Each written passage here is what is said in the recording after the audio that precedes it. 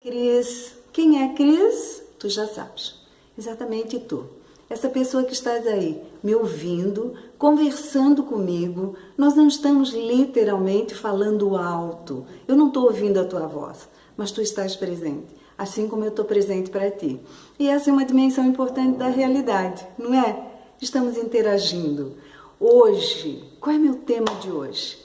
Calorão dos infernos, calor dos infernos. Eu vou falar de um calor interior, de um calor frequente na vida da mulher, daquilo que a gente chama na menopausa de fogachos. Fogachos surge espontaneamente, bota espontaneamente entre aspas, começa pela base, sobe até o alto da cabeça e dá um calorão, e dá um suador, às vezes taquicardia e um desconforto grande, um desconforto muito grande para quem o sente. Todas as mulheres passam por isso? Não. A minha experiência não me permitiu viver essa sensação de que o calor me toma, que ele é incontrolável e eu fico desconfortável nos ambientes. As pessoas às vezes precisam se abanar, mas tu sabes, quanto mais movimento, quanto mais abano, maior o calorão. Então, estamos falando de uma coisa que é um sintoma frequente, mas que não está presente na vida da maioria das mulheres, que está por volta de 48, 50, 55 anos, às vezes 60, né?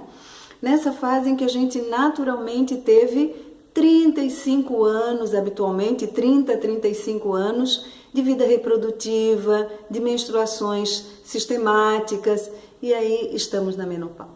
Bom, quero te pedir para ler um pouco mais e sair dessa concepção de que o único elemento que faz com que a gente tenha um sintoma é a baixa de estrógeno.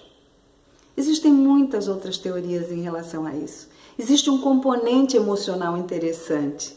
Existem demandas que fazem com que a gente tenha que ressignificar várias coisas na nossa vida.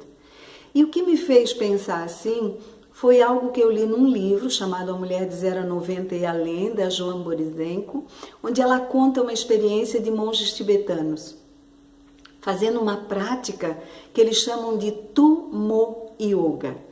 Eles vão para uma caverna gelada, no alto de uma montanha. Estão nus, se envolvem em panos molhados, elevam a temperatura corporal significativamente, elevam em mais de 20 graus a temperatura corporal e secam os panos nos quais eles estão envolvidos, fazendo visualização e cantando mantras sagrados. O que eles acreditam? Que eles estão queimando seus karmas, o ego, aquela dimensão do ego que os impede de encontrar a verdadeira essência, os seus erros, as suas dificuldades na caminhada da vida, os entendimentos equivocados acerca da verdade. Então, eles acreditam que elevar a temperatura corporal na respiração, na visualização e na repetição de mantras queima seus karmas. Não é bom se perguntar se não é isso que espontaneamente o fogacho na menopausa está fazendo na vida daquela mulher que os apresenta? Não é um outro jeito completamente diferente de pensar sobre um sintoma? Pensando nesse sintoma como um bem?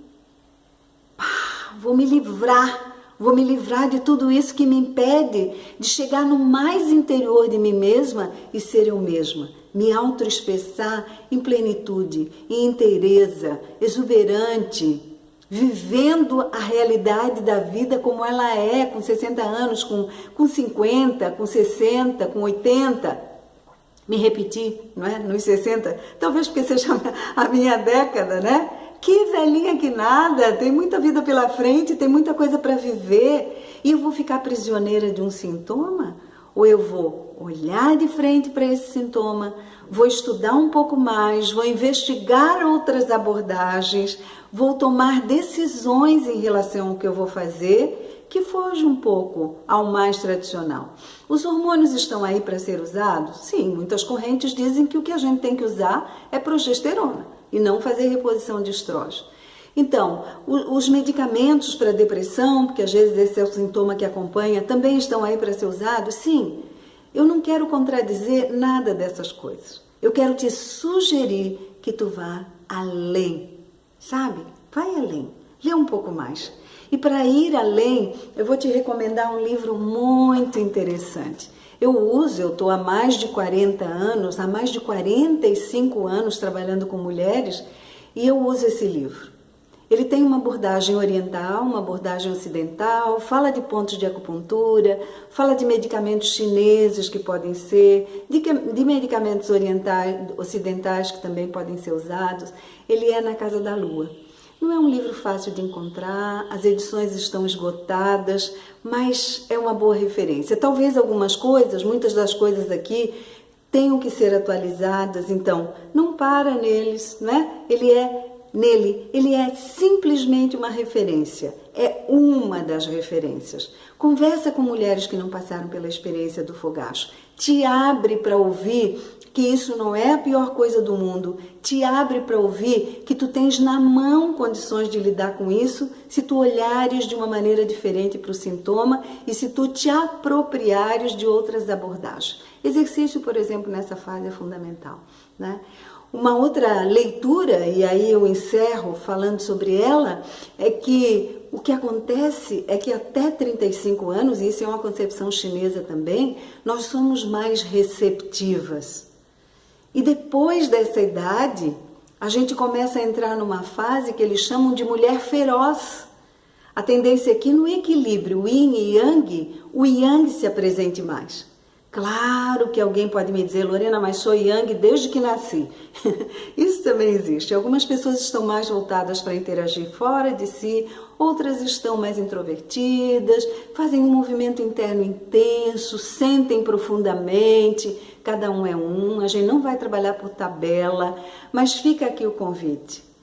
Lê, estuda, conversa com pessoas que não passam pela experiência. E te abre para que realmente esse tempo seja um tempo de purificação e que tu possas daí para frente viver muito melhor do que antes. Mais calma, mais tranquila, mais confiante, mais vitalizada. Que assim seja, porque assim é e assim será, diz uma mestra minha. Um bom dia e até um outro dia, Cris. Tchau!